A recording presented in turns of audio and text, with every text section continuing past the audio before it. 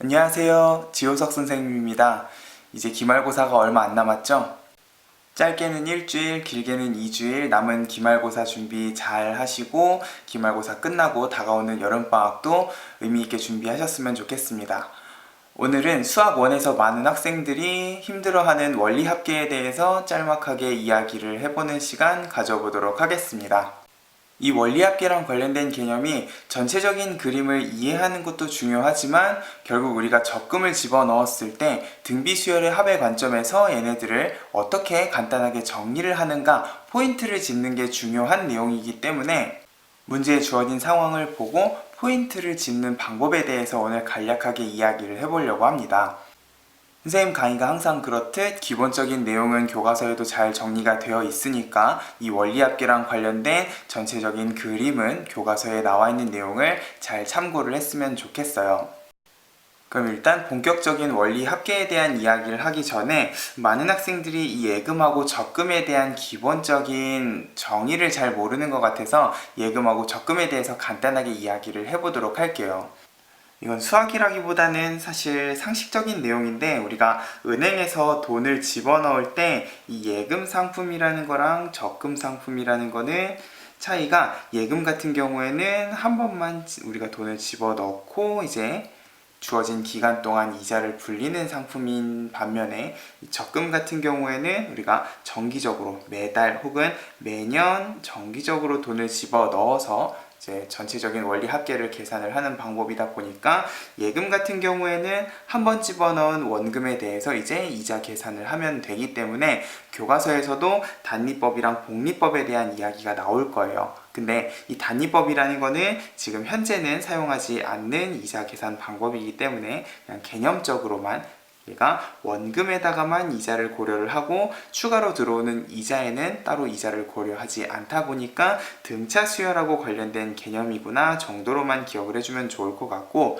우리가 은행에서 자주 쓰는 복리법만 제대로 기억을 하면 될 것 같은데 이 복리법이라는 거는 원금에 추가로 나중에 들어오는 이자까지 이자를 고려를 해서 계산을 하는 이자 계산 방법이다 보니까 이 등비 수열하고 관련된 이자 계산 방법이라는 거를 잘 좀 기억을 했으면 좋겠어요. 이 복리법하고 관련해서 참고 삼아서 기억을 했으면 좋겠는 게 우리가 복리라는 거는 원금 플러스 이자에 일정한 비율로 계속 이자를 고려를 하는 방식이다 보니까 전체 원리합계를 계산을 할 때 이 일정한 비율로 증가할 때 우리가 계산하는 방법을 간단하게 좀 기억을 해줬으면 좋겠는데 내가 A라는 원금을 집어넣고 거기에 R%의 이자가 붙는다 라고 하면은 R%, 예를 들어서 5%라고 하면은 전체 원리합계는 원래 원금에다가 5%, R% 이자까지 합쳐서 105%가 그냥 되어버렸다 라는 식으로 계산을 하게 되면 그 다음 똑같은 R%가 증가했을 때에도 요거를 전체 원금이라고 생각을 하고 원금 플러스 이자에 다시 이자 R%를 고려를 하다 보니까 다시 105%, 1 플러스 100분의 R을 계속 정기적으로 곱해주는 방식으로 계산을 하는 이자 계산 방법이라는 걸 생각을 하면 복리법이 왜 등비수열하고 관련된 내용인가도 이해를 할 수가 있겠죠. 이때 원금을 한 번만 집어넣고 계속해서 이자가 붙는 과정을 생각을 하면 얘는 그냥 등비수열로 점점 증가한다 라고 생각을 하면 되는데 이제 우리가 한 번만 집어넣고 이자를 불리는 방법 말고도 정기적으로 돈을 집어넣는 과정을 생각을 해야 되다 보니까 조금 이따가도 선생님이 보여주겠지만 결국 이렇게 정기적으로 우리가 돈을 집어넣게 되면 얘는 등비수열로 증가하는 모든 돈들을 각각의 계월별로, 연도별로 나눠서 정리를 하게 되면 결과적으로 등비수열의 합하고 관련된 개념이구나 라는 사실을 알 수가 있을 거예요. 근데 이렇게 적금이 등비수열의 합이라는 거를 전체 표를 그려가지고 정리를 했는데도 불구하고 얘네들을 등비수열의 합 공식 가지고 정리를 못하는 학생들이 상당히 많다는 거죠. 해서 우리가 배웠던 등비수열의 합공식을 다시 한번 리마인드를 해보려고 선생님이 공식을 가지고 왔습니다. 결국 등비수열의 합이라는 거는 수열 단원에서도 어떤 등비수열이 주어지고 어떤 시그마가 주어져도 등비수열의 합은 항상 전체 등비수열의 합의 첫 항이 어떻게 되고 공비가 얼마고 전체 항의 개수가 몇 개인지 첫 항 공비 항수 3개만 문제에다가 잘 정리를 해놓고 주어진 공식에다가 그냥 집어넣기만 해도 되는 상황이에요. 그렇기 때문에 이 적금도 우리가 등비수열의 합의 관점에서 첫 항 공비 항수가 어떻게 되는지를 판단을 해볼 겁니다. 이 원리합계랑 관련된 교과서 개념을 보면 기수불과 기말불이라는 개념이 등장을 하게 되는데, 이 기수불과 기말불이라는 것도 단어를 기억한다기보다는 문제에 이 기수불의 상황과 기말불의 상황이 어떤 상황인지만 학생들이 잘 구분을 지어줄 수 있으면 좋을 것 같아요. 기수불이라는 거는 뭐냐면 월초 혹은 연초에 시작을 해서 내가 원하는 개월수만큼을 다 채우고 월 말에 혹은 연말에 정산을 하는 방식을 기수불이라고 하고, 기말불 같은 경우에는 월 말에 시작을 해서 월 말에 마지막 달 말에 정산을 하는 개념이다 보니까, 이게 기수불 같은 경우에는 내가 12개월을 입금을 하고 n번을 입금을 하면은 개월수까지 n개월을 다 채우고 끝나는 적금 계산 방식인 반면에, 기말불 같은 경우에는 내가 12번 n번을 입금한다고 하면 개월수는 11개월 n-1개월만 채우고 이자 계산을 마무리를 짓는 과정이기 때문에, 전체적인 그림을 생각을 하면 이 기말불 같은 경우에는 내가 입금하는 전체 돈의 이자가 기수불에 비해서 한 달씩 덜 붙는 상황일 거예요. 그래서 일단 간단하게 선생님이 교과서에 나와 있는 표를 정리를 한번 하고 그러고선 설명을 할게요. 일단 기수불을 기준으로 내가 1년 동안 12개월 동안 12번을 집어넣는다 라고 생각을 하면, 우리 교과서에서 이런 식으로 정리를 했죠. 내가 1월 1일에 A라는 돈을 집어넣게 되면 이제 한 달 뒤에는 여기에 이자가 붙는, 요 R이라는 거는 전체 100%에다가 이자까지 고려를 한 그냥 공비라고 생각을 할게요. 자, 이렇게 이자가 한번 붙은 돈에 내가 2월 1일 날 입금하는 돈까지, 얘네 둘을 같이 계산을 하지 않고 따로 분배 법칙을 이용을 해서 계산을 한다 라고 이야기를 했었습니다. 그럼 여기에 3월 초가 되면은 다시 1월 달에 집어넣은 돈에 이자가 한번 붙을 거고, 2월 달에 집어넣은 것도 이자가 붙고, 내가 3월 1일 날 다시 입금을 이런 식으로 매달 정기적으로 한다고 생각을 하면, 자, 일단 12월 1일까지 얘네들은 11개의 이자가 붙게 될 거예요.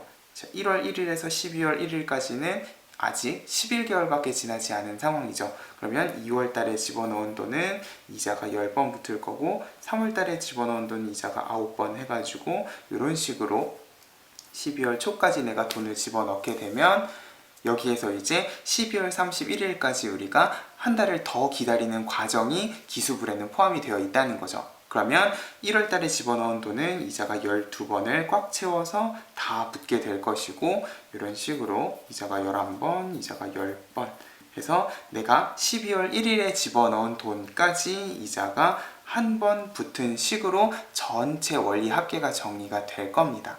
그러면 기말불이라는 거는 이 상황을 초가 아닌 말이라고 생각을 하면 될 거예요. 내가 1월 31일부터 돈을 집어넣기 시작을 해서 2월 31일, 3월 31일 해서 12월 31일까지 돈을 다 집어넣고 마지막 돈을 집어넣은 다음에 입금을 끝내고 다 돌려받는 상황이라는 거죠. 그러면 전체적으로 기수불의 상황이랑 기말불의 상황은 전체 돈의 이자가 한 번 더 붙었느냐 덜 붙었느냐의 차이인데, 우리는요 어차피 이거를 등비수열의 합의 관점에서 이야기를 할 거라는 거죠. 둘 다 결국 내가 집어넣은 돈은 12개로 똑같고 이자도 같은 상황이면 공비도 지금 똑같이 계속 R이 곱해지고 있는 상황까지는 기수불이나 기말불이나 다르지가 않아요.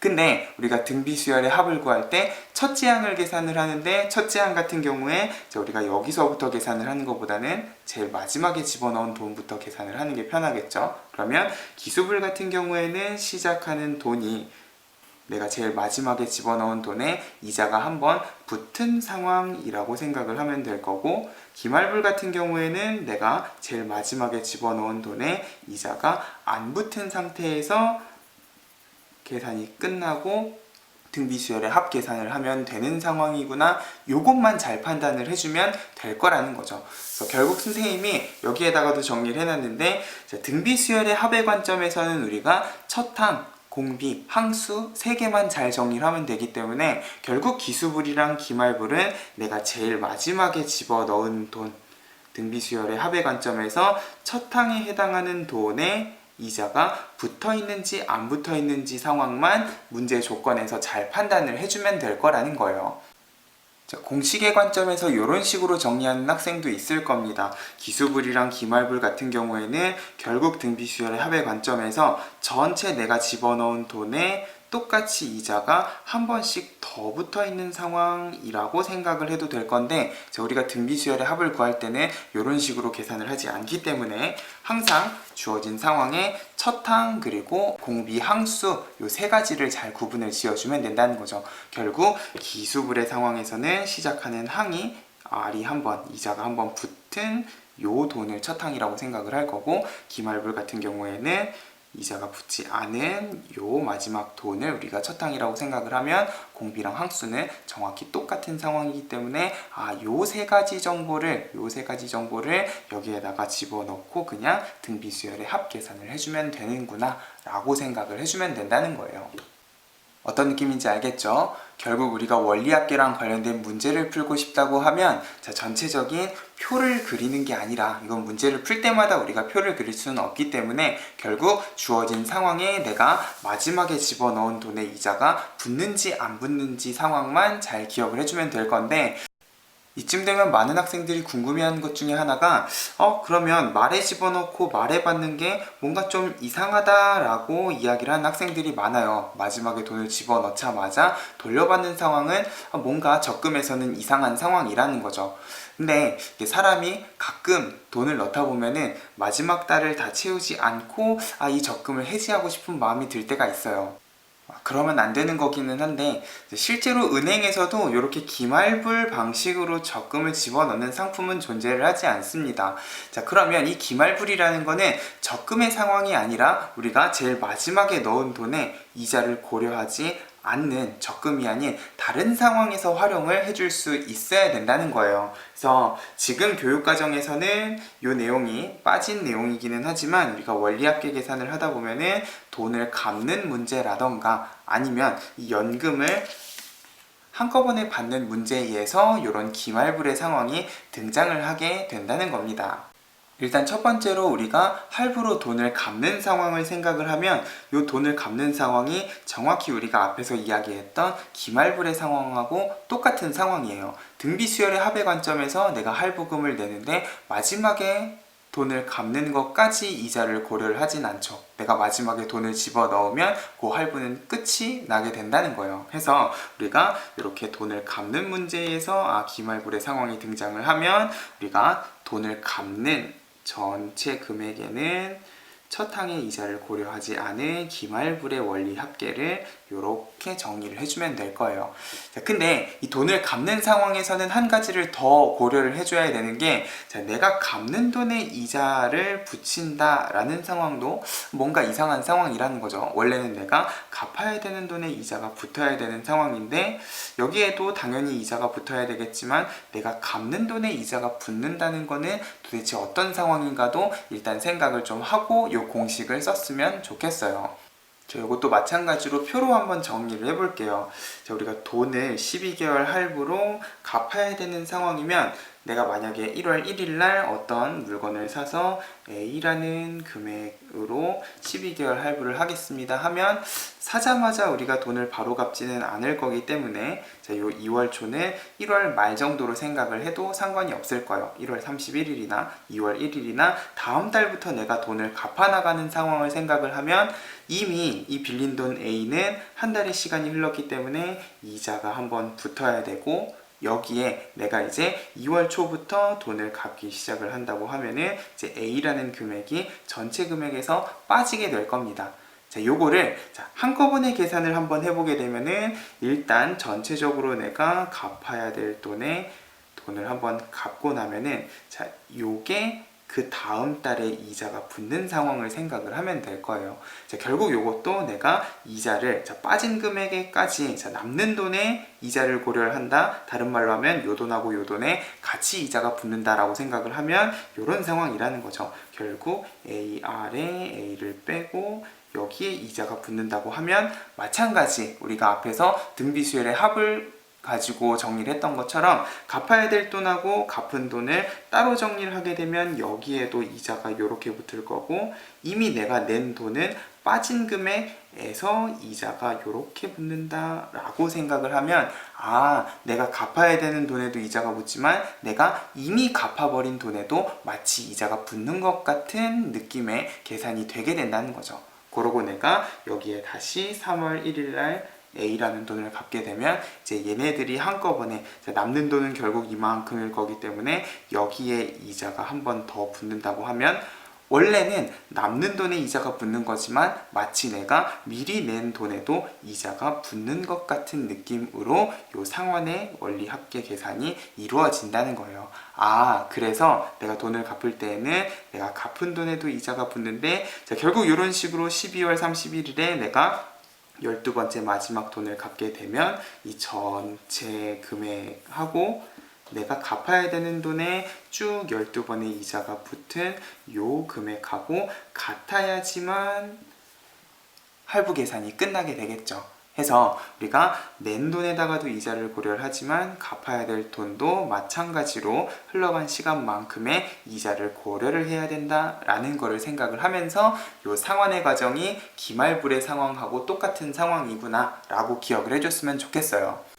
그리고 마지막으로 내가 연금을 한꺼번에 받는 상황도 상황은 분명히 돈 갚는 거랑 다르지만 이 연금의 현가가 결과적으로는 돈 갚는 거랑 수식적으로 똑같은 식이 나온다라는 상황을 좀 이해를 하면 좋을 것 같아요. 자, 어떤 상황인지 마찬가지로 표로 한번 정리를 해보겠습니다. 자, 내가 어떤 연금을 10년치를 받을 겁니다. 그러면 원래 같은 경우에는 1년차, 2년차, 3년차 해서 10년차까지 A라는 돈을 내가 나눠서 받아야 되는 상황인데 이 10년치를 지금 당장 한꺼번에 받고 싶은 거예요. 그러면 이 10년이라는 시간 동안 내가 연금을 쓰지 않고 가만히 냅뒀을 때 생기는 이자도 고려를 해서 내가 돌려받아야 되겠죠. 그러다 보니까 내가 1년차에 받은 돈, 그리고 2년차에 받은 돈, 3년차에 받은 돈까지 해서 얘네들을 쓰지 않고 꼬박꼬박 10년 동안 모은 상황을 생각을 해볼게요. 자, 10번째라는 거는 기간은 10년 차지만 전체 흘러간 시간은 9년밖에 안 됐을 거니까 이것도 마찬가지 이렇게 이자가 9번, 8번, 7번 해가지고 쭉 이자가 안 붙은 연금까지 내가 요 돈을 그대로 돌려받을 거예요. 근데 여기에서 1년이라는 시간을 더 흘려보내지 않는 게 내가 10번의 연금을 받았으면 이제 시간을 더 흘려보낼 필요 없이 마지막 받은 요 돈까지 고려를 해서 지금 현재 당장 다 돌려받으면 되는 상황이기 때문에 내가 10번의 연금을 받으면 그 10번째 연금을 받기 전까지 시간만 고려를 해주면 된다는 거죠. 그러다 보니까 이것도 지금 제일 마지막에 받은 돈 첫 항에 이자가 붙지 않는 기말불의 상황이구나 라는 걸 생각을 해야 되는데 요거를 내가 만약에 한꺼번에 받는다고 생각을 하면 은행 입장에서는 상당히 불리한 상황이라는 거죠. 왜냐면 내가 10년 동안 받아야 되는 거를 10년의 시간을 흘려서 이자까지 다 고려를 했으면 요 돈도 지금 당장 내가 1년 차에 다 받았을 때 10년의 시간이 흘러서 요렇게 이자가 붙은 상황도 생각을 해줘야 된다는 겁니다. 이미 이자가 다 붙은 돈을 지금 당장 받아서 다시 또 10년을 흘려보내면 이자가 중복으로 들어가기 때문에 결국 내가 받아야 되는 돈은 요 돈을 전부 다 합친 요 금액이 아니라 요 금액을 마찬가지로 내가 쓰지 않고 10년이라는 시간을 흘려보냈을 때 이자까지 고려가 된 요 가치를 같이 10년이 다 요 두 개 금액의 가치를 비교를 해야 된다는 거죠. 그러다 보니까 수식적으로 연금의 현가 같은 경우에도 우변에 내가 받아야 될 돈의 이자를 고려를 해서 결국 내가 이 돈을 전부 다 받는 게 아니라 요 아래 n승만큼을 제외한 a만큼의 돈만 지금 받아야지 내가 10년 동안 받았을 때 생기는 이자까지 다 고려를 해줄 수가 있게 된다는 거예요. 결국 돈을 갚는 상황이나 연금을 지금 당장 다 돌려받는 상황은 내가 갚아야 될 돈이라던가 아니면 지금 당장 몰아서 받아야 될 돈도 똑같이 시간을 흘려보내고 여기에다가 이자를 고려를 하듯이 똑같이 이자를 고려를 한 상태에서 똑같은 조건에서 비교를 해줘야 된다는 거죠. 어떤 느낌인지 알겠죠? 이야기가 좀 길어지기는 했는데 결국 선생님이 오늘 이야기해주고 싶은 거는 기수불 기말불 단어에 집착을 하는 게 아니라 문제에 주어진 상황을 보고 결국 등비수열의 합의 관점에서 여기 있는 내가 적금을 집어넣는 상황 혹은 문제가 어려워지면 돈을 갚는 상황에 내가 제일 마지막에 집어넣은 돈에 등비수열의 합의 관점에서 첫 항에 이자가 붙어있는지 안 붙어있는지 그것만 문제에서 잘 판단을 해주면 된다는 거예요. 등비수열의 합은 첫째 항, 공비, 항수 이렇게 세 개만 잘 정리를 하면 된다라는 사실을 꼭 명심을 하면서 이 원리합계 문제를 어렵지 않게 풀 수 있었으면 좋겠습니다. 그리고 가끔 문제가 정말 어렵게 나오는 경우에는 중간에 이자가 바뀐다던가 아니면 물가 상승을 고려를 해서 집어넣는 돈이 계속해서 바뀌는 여러 가지 문제들이 있기 때문에 항상 모든 문제를 기수불하고 기말불로만 구분 지으려고 하지 말고 문제를 꼼꼼하게 읽고 이 상황이 정말 기수불인지 기말불인지 아니면 다른 조건이 추가가 됐을 때 이제 학생들이 꼼꼼하게 이렇게 표를 한 번씩 문제에서 정리를 해보는 연습은 한 번 정도는 꼭 좀 해줬으면 좋겠어요. 혹시나 오늘 강의에서 궁금한 점이 있으면 언제든지 댓글 꼭 남겨주시고요. 이제 앞으로 남은 기말고사 마무리 잘 했으면 좋겠습니다. 구독과 좋아요 꼭 눌러주시고요. 우리는 또 다음 강의에서 만나도록 하겠습니다. 감사합니다.